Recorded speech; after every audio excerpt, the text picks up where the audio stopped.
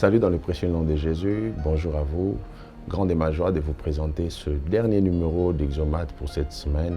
Et nous bénissons Dieu pour la grâce qu'il nous a accordé de faire ce long voyage pendant 2 semaines en traitant un sujet important sur la croissance spirituelle. Qu'est-ce qu'il va encore nous inspirer pour la semaine qui vient? Je ne sais pas encore. Nous le saurons dans sa présence en priant et en demandant ce qu'il faut pour tout un chacun de nous. Que Dieu vous bénisse de partout où vous nous suivez, ici à Kinshasa, à Brazzaville, surtout aussi à Lubumbashi, partout où vous nous suivez, même en dehors du pays, vous qui êtes connectés via YouTube pour suivre Exomate. Que la faveur de Dieu soit sur vous, sur vos maisons, dans le nom précieux de Jésus. Je me ferai le plaisir de finir cette responsabilité que j'avais accepté de commencer à parler avec vous sur la croissance spirituelle aujourd'hui. Certes, comme je l'ai dit en début de semaine, je ne pense pas que ce que nous disons, c'est tout ce que Dieu peut dire sur ces sujets, mais c'est la portion qu'il nous a accordée à nous de vous apporter afin d'être un canal de bénédiction pour vos vies. Que cela soit ainsi au nom de Jésus. Alors restez connectés avec moi pour qu'ensemble nous puissions décoller. À tout de suite. Je vais nous lire 2 textes. Je vais premièrement lire 1 Corinthiens chapitre 13, le verset 11. C'est l'un des textes que j'aime beaucoup dans les Écritures. La Bible déclare, quand j'étais enfant, je parlais comme un enfant. Je jugeais comme un enfant. Je suis dans la version Martin. Je pensais comme un enfant. Mais quand je suis devenu homme, j'ai aboli ce qui était de l'enfance. Luc chapitre 2, verset 52, qui dit ceci. Et Jésus s'avançait. Sûrement chez vous, on dit croissait. En sagesse et en stature et en grâce. Envers Dieu et envers les hommes. Jésus évoluait, il avançait, il croissait en sagesse, en stature et en grâce. On a commencé à étudier les indicateurs de la croissance. Quelles sont les choses qu'il faut voir pour savoir qu'on a grandi? Si la jauge d'un réservoir de carburant peut faire savoir qu'on a fait le plein, il existe aussi dans la vie de l'homme des jauges ou plutôt les indicateurs. Excusez-moi.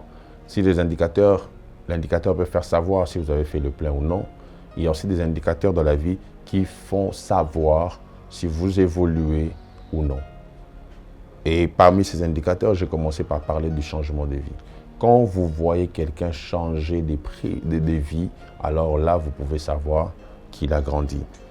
Si jusqu'à 20 ans, vous n'avez pas changé de vie, vous vivez la même vie que vous aviez à 10 ans, il y a un sérieux problème.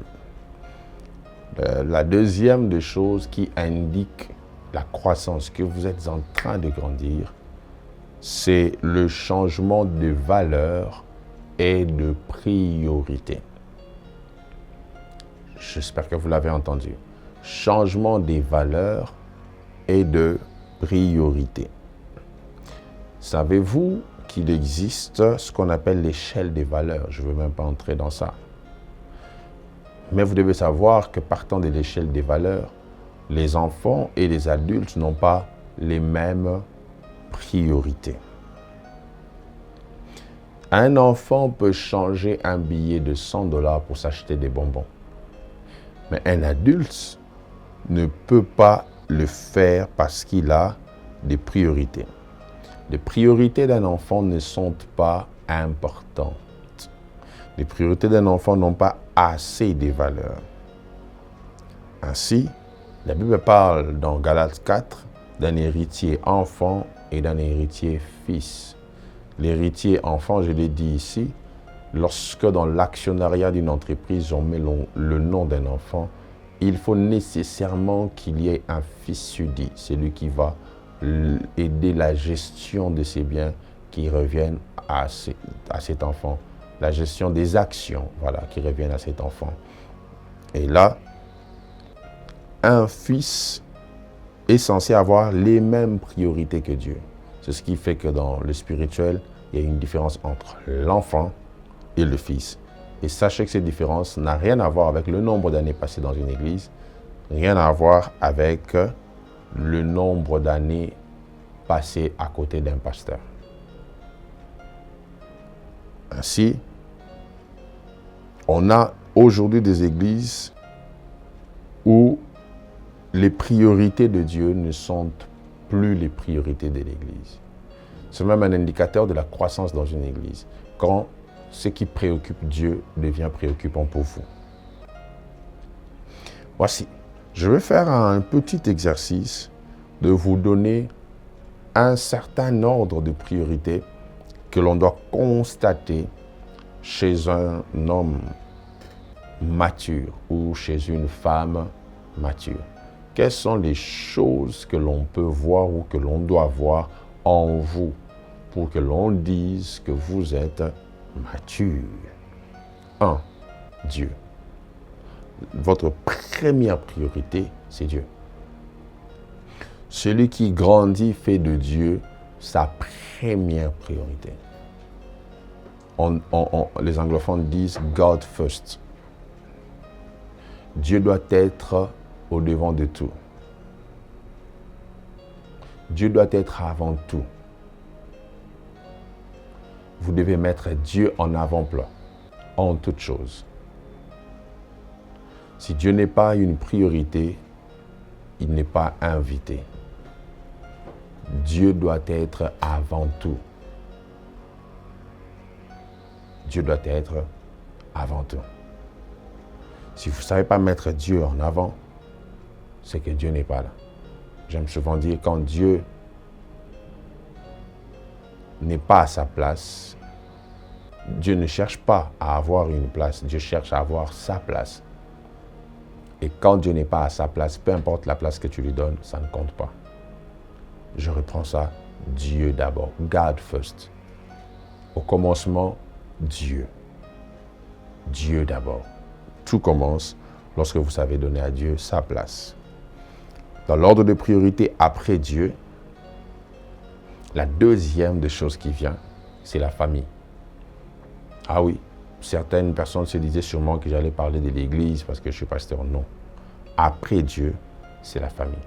La Bible dit même que celui qui ne prend pas bien soin de sa famille n'est même pas digne d'être en charge à l'église. Après Dieu, ce qui vient, c'est la famille. La famille est une priorité. Soyez intransigeants en ce qui concerne votre famille. Ne négociez pas le bonheur de vos enfants. Ne négociez pas. Faites tous vos efforts dans la vérité, dans l'honnêteté, pour mettre votre famille à l'abri des difficultés, pour mettre votre famille dans des bonnes conditions, dans des bonnes situations. La famille est une bénédiction, une nécessité. Éphésiens 3, versets 14-15, montre que toutes les familles de la terre sont tirées de Dieu.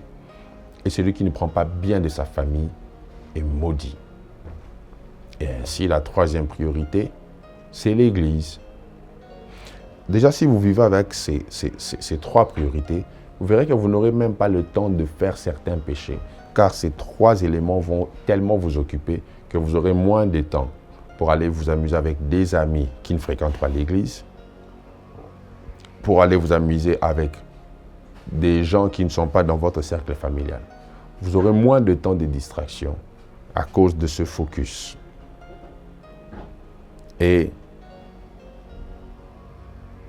le troisième indicateur de la croissance, c'est l'enracinement. Être enraciné. Colossiens chapitre 3 nous enseigne sur cela, nous fait voir que nous sommes appelés à être enracinés en Christ, en Jésus. Avoir des racines solides. Si nous n'avons pas des racines, mes frères et sœurs, alors nous ne sommes pas encore grands.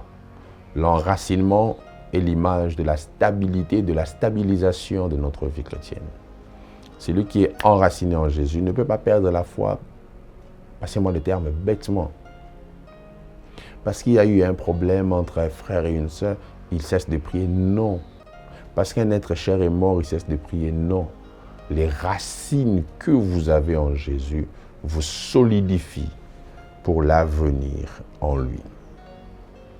Aussi, la quatrième des choses qui vous permet de pouvoir savoir que vous êtes en train de croître, c'est le port de fruits. Je l'ai dit la fois passée, Galates 5 fait voir que nous sommes appelés à porter les fruits. Celui qui méprise le fruit de l'esprit qu'il doit porter, les fruits qu'il doit porter en Christ, alors il ne comprend pas l'importance de la croissance. Éphésiens chapitre 3, verset 17 déclare ceci: tellement que Christ habite dans vos cœurs par la foi, afin qu'étant enracinés et fondés dans la charité, vous puissiez comprendre avec tous les saints quelle est la largeur et la longueur et la profondeur et la hauteur de l'amour de Dieu. Quand Christ habite en vous, vous devez porter de fruits. Et j'aimerais rapidement citer 4 types de fruits que nous sommes appelés à porter en tant qu'enfants de Dieu. Le premier type de fruit, c'est ce qu'on appelle le fruit de l'esprit. Galates chapitre 5, le verset 22. Une petite précision, il n'y a pas plusieurs fruits de l'esprit, il n'y a qu'un seul fruit de l'esprit. Quand vous lisez ce texte, vous verrez qu'on parle du fruit comment on appelle, on n'en parle pas au pluriel. On parle du fruit au singulier. Donc, c'est un fruit qui a plusieurs composants. Donc, le fruit de l'esprit, c'est l'amour, qui maintenant est composé de la patience, bonté, bénignité, tout ce que vous voulez. Et le deuxième type de fruit que l'on porte, c'est le fruit de la repentance. Romains chapitre 6, verset 22. Le fruit de la repentance. Le troisième type de fruit que l'on porte, c'est le fruit de la vérité et de la justice. Éphésiens chapitre 5, verset 9. Le quatrième type de fruit que l'on porte, c'est le fruit d'adoration et de louange. Hébreux chapitre 13, verset 15. Alors, au-delà d'être un acte qu'on pose, l'adoration est une vie qu'on mène. Okay? Et la finalité de l'adoration, c'est la ressemblance à celui qu'on adore. Dieu est adoré lorsqu'il voit son image dans l'homme qu'il adore. C'est ça le but même, c'est ça même l'adoration. Donner à Dieu un reflet de ce qu'il est pour qu'en voyant l'homme, qu'il se voie. L'adoration, c'est mettre un miroir au devant de Dieu pour que quand il regarde ce miroir, qu'il se dise « ça, c'est moi qui ai fait ça » et il tire gloire dans cela. Et c'est ce qui fait que la Bible dit par la bouche d'apôtre Paul, toujours dans les épîtres aux Corinthiens, il dit « Nous tous qui les visages découverts, contemplons comme dans un miroir la gloire de notre Seigneur et nous sommes changeants la même image de gloire en gloire. » À force de célébrer Dieu, le trône relâche quelque chose qui entre en vous et qui change même votre nature. Le cinquième fruit que l'on porte, c'est l'évangélisation. Jean chapitre 4, verset 34. On voit comment la femme samaritaine transformée est directement allée évangéliser. Donc, selon Dieu, tout chrétien est appelé à gagner les âmes. Celui qui ne gagne pas les âmes n'a pas compris qu'il est appelé à porter un fruit, apporter des fruits qui sont des vies sauvées. Et sixième type de fruit, c'est ce que j'appelle les bonnes œuvres. C'est ce que la Bible appelle les bonnes œuvres. Colossiens chapitre 1, verset 10. Et vous devez savoir que des fois, les choses que nous trouvons difficiles sont les choses les plus faciles à faire. Faire les bonnes œuvres, faire du bien aux gens, faire du bien autour de vous. Ça, c'est un niveau très important à atteindre, mes frères et sœurs. Nous sommes dans une société où les gens nous regardent pas seulement parce que nous prions beaucoup, mais ils voient combien nous sommes capables de venir en aide à ceux qui manquent, à ceux qui sont dans des difficultés. Les bonnes œuvres. Jacques dit ceci, la foi, montre-moi ta foi sans les œuvres, je te montrerai la mienne par les œuvres. Et quand on parle des œuvres ici, les gens pensent c'est faire tomber les gens, le surnaturel, non. Les œuvres dont il parle, ce sont des œuvres d'amour, aider les autres. Et même la vraie religion, dit la Bible, c'est ce que l'on fait pour les pauvres, aider ceux qui manquent, aider ceux qui sont dans des difficultés. Tant que nous ne sommes pas arrivés au niveau où l'on comprend que la foi touche le social, alors nous ne produirons pas le fruit qu'on appelle les bonnes œuvres. Dieu tient compte de nos œuvres aussi. Et voici le cinquième indicateur, peut-être que je serai contraint de de m'arrêter à ce niveau. Le 5e indicateur de la croissance spirituelle, c'est l'intelligence spirituelle.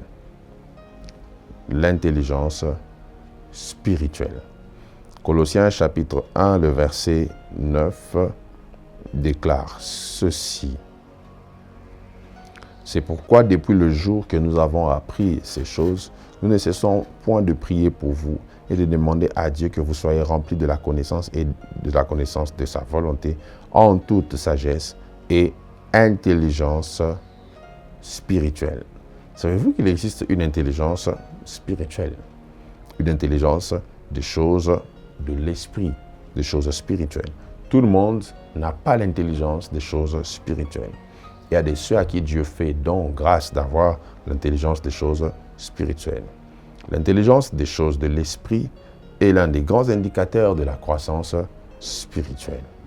Lorsqu'on grandit, on développe une certaine intelligence spirituelle. Et plusieurs ont une intelligence spirituelle faible.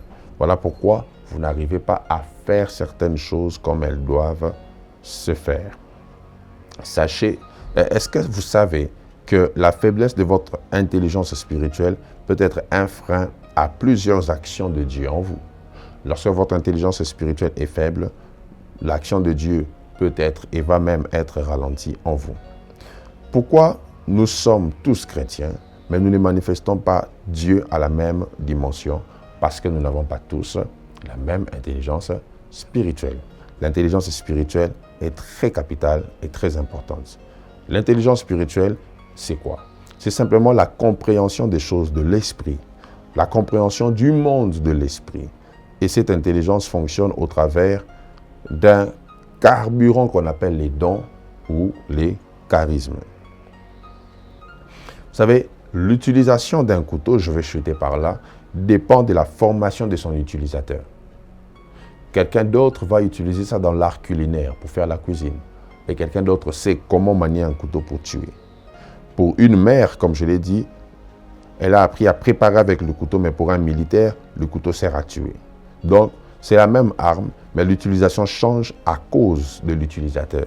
Donc, cette connaissance, c'est ce qu'on appelle l'intelligence spirituelle. Et les disciples qui demandent à Jésus de les apprendre à prier, ce n'étaient pas des personnes qui ne savaient pas comment prier, mais il y avait une intelligence spirituelle que Jésus avait et que eux n'avaient pas. Sachez que l'intelligence amplifie nos actions. L'intelligence nous éclaire. L'intelligence illumine les yeux de nos cœurs. L'intelligence bannit la peur. L'intelligence fait savoir que ce qu'on appelle fantôme, ce n'est pas un fantôme, c'est réellement un fils de Dieu qui est en train de marcher. Ce que tu ne sais pas n'est pas nécessairement magique. C'est toi qui ne sais juste pas comment ça fonctionne. Et ça, c'est très important. Et si on te donne le contact d'un véhicule ici, tu peux avoir peur si tu ne sais pas conduire. Mais si tu sais conduire, tu seras tellement à l'aise. Qu'est-ce qui fait que certains aient peur en ayant le contact, mais d'autres se sentent à l'aise en ayant le contact? C'est simplement l'intelligence que chacun a derrière l'appareil qu'il doit manier. Si tu me mets face à un avion, j'aurais peur de piloter parce que je n'ai pas de notions dans cela. Même si je peux oser faire monter l'avion, mais je ne sais pas peut-être comment on le fait descendre, je ne sais pas comment ça se passe, je ne prendrai jamais ce risque-là. Et ça, c'est très important parce que l'intelligence augmente même votre jugement. Et certains pensent même que Dieu ne peut pas faire des choses mystérieuses parce qu'ils n'ont pas l'intelligence spirituelle adéquate. Que Dieu vous donne, que Dieu nous donne l'intelligence spirituelle nécessaire afin qu'en cette saison, que nous sachions comment faire, comment utiliser certaines choses qu'il met à notre disposition. Dieu vous bénisse et bonne fin de semaine, bon début de week-end à vous et que la faveur de Dieu vous accompagne. Je serai heureux, Dieu nous prête envie à vous retrouver la semaine qui vient. Bye bye.